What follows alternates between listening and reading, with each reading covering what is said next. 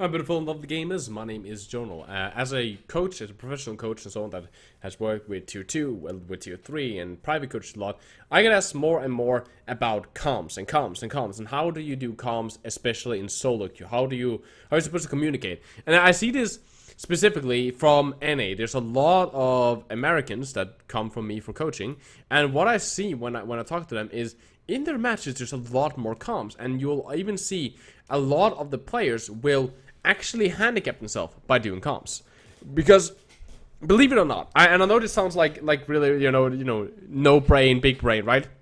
But talking and communicating is a chore. It takes away some of your focus on your game, on your accuracy, on playing, on the situation at hand, on why you died. It takes away from you individually. So just completely always doing comms doesn't always make sense, especially for lower ranked players. Like if you're diamond or something, you should still be focusing a lot on how you play, especially in solo queue, because in solo queue it doesn't really matter. If you're platinum and you have the best calls in the world, which 99% of low ranked players, even grandmaster players, there's a bunch of them, and masters players and diamonds players and plat players, they don't know what they're actually talking about. They're like, oh, okay, yeah, we need to rotate top left. First of all, do you know why we're rotating top left? Like, why are we doing this? Is that actually the right call? Let's say that it is the right call. Do you think that the rest of your team, the rest of those 5 other players, know how to perform a proper rotation? Not all of them is going to do it, because not all of them is voice chat. Not all of them listens in voice chat. Even though you say it, they hear it, they're like, okay, he said that. They're still not going to do it. And therefore, the coordination between, putting effort into voice comms doesn't always pay off. It takes away from you, and at the same time, as I said, will you be able to make the right call? Will your team be able to make the right call? And will they be able to follow up? What I see most is the bad problem is when people get mad that they're not focus firing correctly. Because the monkey leaps into the backline and he yells, send, send, send, send, send.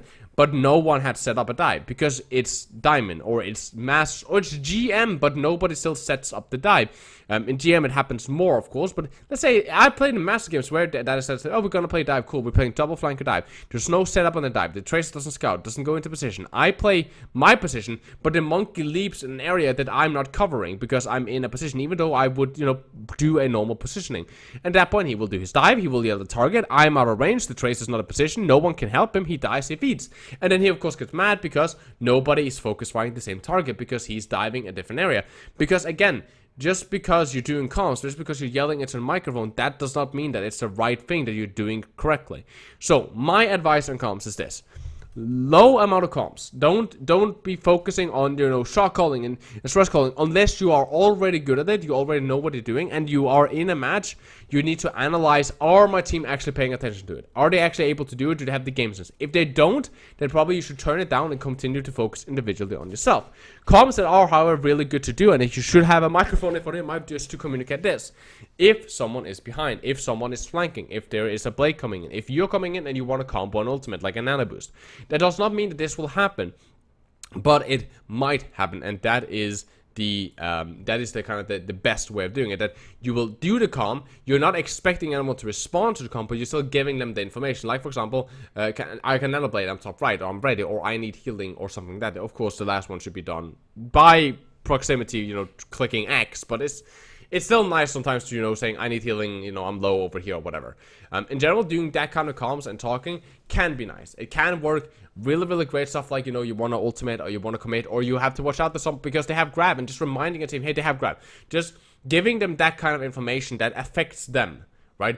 Give comms that can affect them. Like, for example, there's a hog flanking left side, or they have Bastion, or they just swapped to Wither, or they popped Widowmaker walls, or they have Graviton, they have Shadow. But just giving that kind of comms, while it might not affect really to anything, in the situation that it will, okay, it will then affect to something, and you gave the information, and if they didn't do anything with it, at least you gave the information, and there's a chance they will. And if they do something with the information, then great, then you have completed your purpose without taking away from yourself. Because this is stuff that also will help a lot of players staying focused on the game. Because if you're consistently calling that someone is flanking or someone is over there, they have these ultimates, and if you're, for example, calling all the ultimates all the time when they have them, then you are also tracking them in your head, so then you can outplay them. If you are calling abilities like I call in GM and really in any rank, if they use Fortify, if they use Hook, if they use Halt, if they use Breather, if they use Recall, if they use Nade, if they use these key abilities, I will call no Nade on Ana, right? I will call no Fortify, no Hook, right? Hog no hook, no ice cube on me, right? That way I've given the comms to my team, and I've also tracked that ability so I know it myself.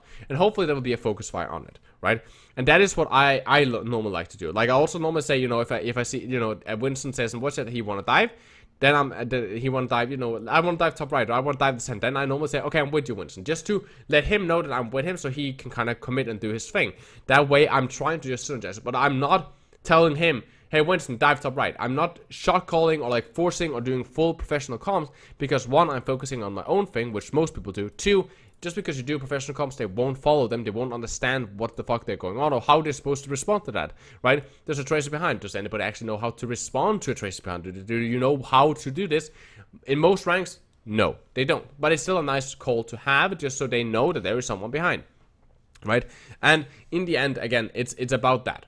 Focusing and so on, not, you know, tilting yourself or not wasting energy so that you can carry and perform.